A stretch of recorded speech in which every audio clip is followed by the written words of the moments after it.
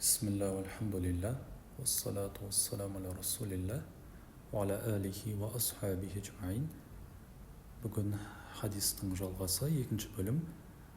Бұл хадис пайғамбарымыздың саллаллаху алейхи вассаламының намаздың қимылдарында айтқан сөздері жайында.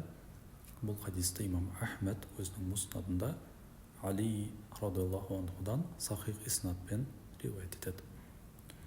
Негізінде бұл хадисті тек қана имам Ахмед емес, басқа имамдар да риуаят етеді. Оның ішінде имам Муслимнің сахихында да келеді. Бірақ біздің ниетіміз ұлық имамға, үлкен имамға ерекше құрмет көрсетіп, арнайы плейлист аштық, және бұл плейлистте тек қана имам Ахмедтің мұснадында келетін пайғамбарымыз саллаллаху алейхи вассаламның амалдары, сүннеттері, зікірлері, дұғалары жайында болады. Өткен бөлімде айттық, Алланың елшісі саллаллаху алейхи вассалама намазды бастаған кезінде тәкбір айтып, одан кейін وجهت وجهي للذي فطر السماوات والأرض حنيفا وما أنا من المشركين деп бастап, және ақырында астағфирука ва атубу илейк деген сөздерменен намазын бастайтыны жайлы айттық. Бүгін осы хадистің жалғасы.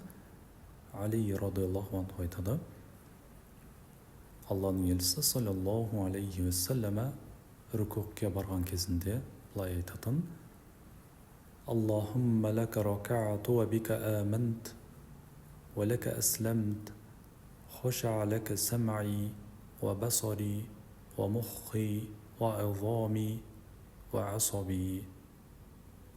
Мағынасы: Я Аллахым, сен үшін рүкуғ жасадым, саған иман келтірдім, саған толығыменен бойсұндым, сенің құзырында менің есту мүшелерім, яғни құлақтарым, көздерім, миым, сүйектерім және жүйкелерім толығымен бойсұнды деп айтатын. Wallahu a'lam. Wa sallallahu ta'ala ala khayri халқихи Muhammadin ala alihi wa sahbihi wa sallama taslima. Walhamdulillahi rabbil alamin.